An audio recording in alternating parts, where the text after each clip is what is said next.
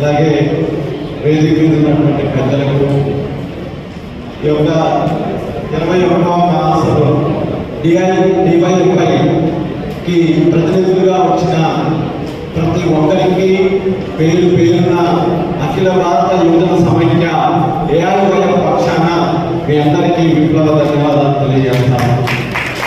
కాంగ్రెస్ మిత్రులారా, ఇప్పటివరకు పెద్దలు చెప్పారు. భగత్ సింగ్ చేసినటువంటి విధానాలు, డివైఎఫ్ఐ చేసినటువంటి పోరాటాలు, చేసినటువంటి విధానాలు చక్కగా చెప్పారు. కానీ భవిష్యత్తులో మనం పోరాటం చేయాల్సినటువంటి ఆవశ్యకత మన ముందు ఉన్నది. పెద్దవారు ఎంతోమంది ఈ పోరాటాలలో, ఈ సంఘాల కోసం, ప్రజల కోసం, ఈ యువకులు ఎదుర్కొన్నటువంటి సమస్యల మీద అమూల్యమైనటువంటి త్యాగాలు చేసినటువంటి వారి యొక్క ఆశయాలను ముందుకు తీసుకుపోయినప్పుడే మనం నిజమైనటువంటి సంఘంలో పనిచేసినటువంటి కార్యకర్తలుగా గుర్తించబడ్డామని తెలియజేస్తా ఉన్నాం.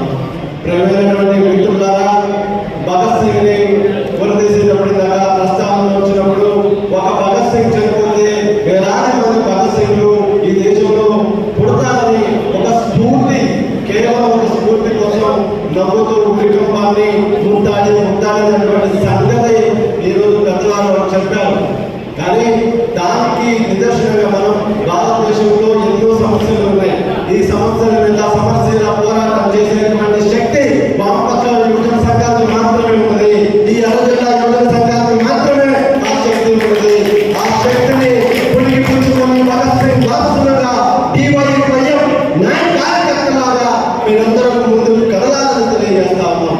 మనందరం బాట ఒకటే, మనం చేరే లక్ష్యం ఒకటే. కానీ మనం వేరే తొలగించుకుని మాత్రమే వేరుగా ఉన్నాం. మనమంతా ఎర్ర జెండా బిడ్డలం. అదే యువజన రక్తంతో ముందుకు సాగాల్సినటువంటి అవసరం ఉంది. ఈ కేంద్ర రాష్ట్ర ప్రభుత్వాలు యువకులను మోసం చేస్తా ఉన్నాయి. దీని మీద మనం చైతన్యం కావాల్సినటువంటి అవసరం ఉంది.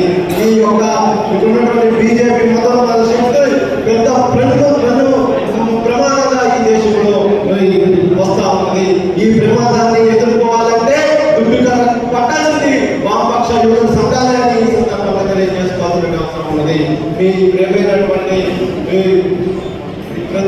డివైఎఫ్ఐ మిత్రులారా, మనమంతా ఒక తల్లి బిడ్డగా ఈ సమాజంలో జరుగుతున్నటువంటి దాని మీద సమస్యల పోరాటాలకు శంకుస్థాపన చేయాల్సినటువంటి అవసరం ఉన్నది.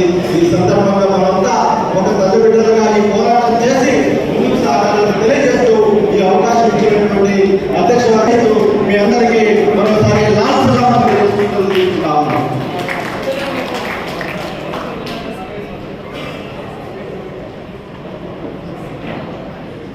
కామ్రేడ్స్, మన ఖమ్మం